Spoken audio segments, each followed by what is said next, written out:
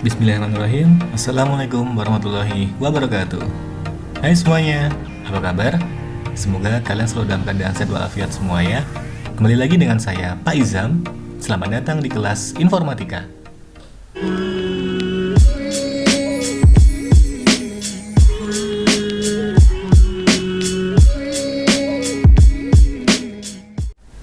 Pada video kali ini, kita akan belajar tentang materi jaringan komputer dan komunikasi data.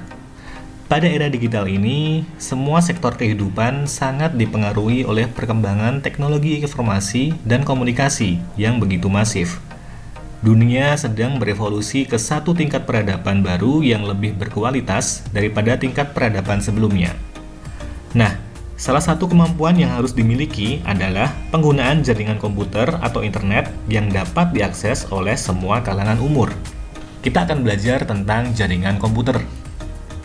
Fungsi jaringan komputer adalah agar pengguna itu dapat bertukar informasi dalam bentuk dokumen maupun data, mencetak, dan menggunakan sumber daya jaringan, hardware maupun software.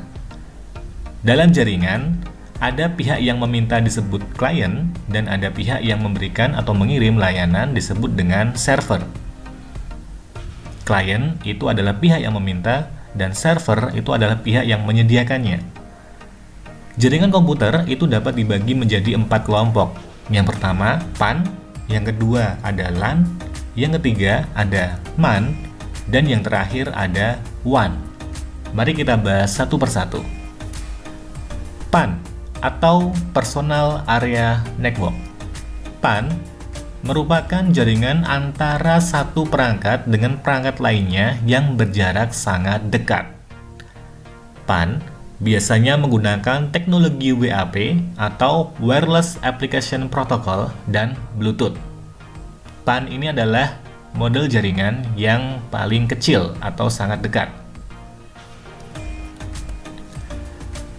Yang kedua, ada LAN atau Local Area Network.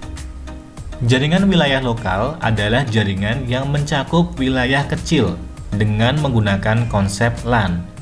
Ibaratnya, kalian berinternet dalam lingkungan lokal. Jenis jaringan lokal yang populer adalah Wireless LAN atau WLAN dan Wi-Fi. Skala LAN ini lebih besar daripada PAN. Yang ketiga, ada MAN atau Metropolitan Area Network. MAN merupakan jaringan dalam suatu kota dengan transfer data berkecepatan tinggi. MAN pada umumnya menghubungkan berbagai macam lokasi seperti gedung, kantor, sekolah, dan pemerintahan. MAN itu mencakup area seluas 5-50 km. Kalau dari skalanya, MAN itu lebih besar daripada PAN dan lebih besar daripada LAN. Yang keempat, ada WAN, yaitu Wide Area Network. WAN adalah suatu jaringan komputer yang mencakup area yang lebih besar dan luas. WAN biasanya mencakup jaringan antar wilayah kota, bahkan negara. Contoh jaringan WAN adalah internet. Nah, kalian bisa melihatnya di sini. Ini adalah gambar dari perbandingan skala jaringannya. Tadi yang paling kecil di bawah sini ada PAN, kemudian di atasnya itu ada LAN, yang paling besar lagi ada MAN, dan yang lebih besar lagi adalah WAN.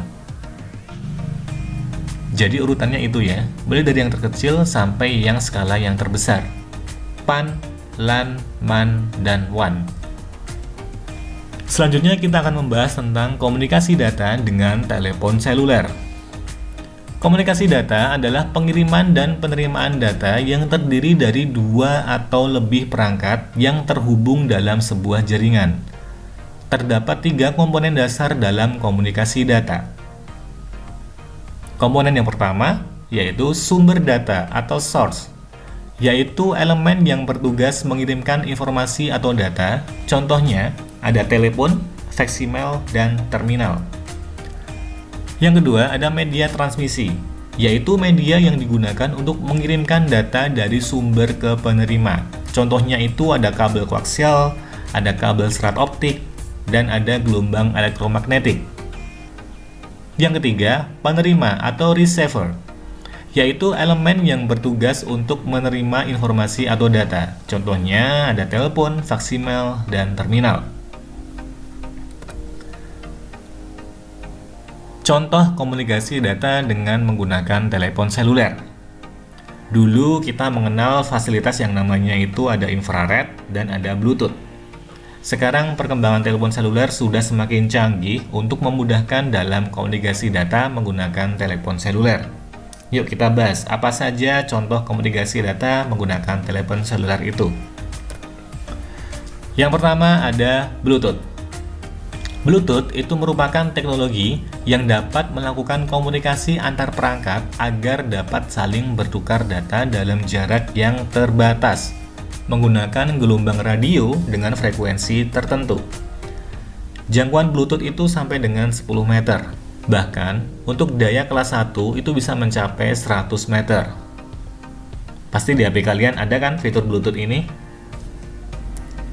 Selanjutnya ada USB atau Universal Serial Bus.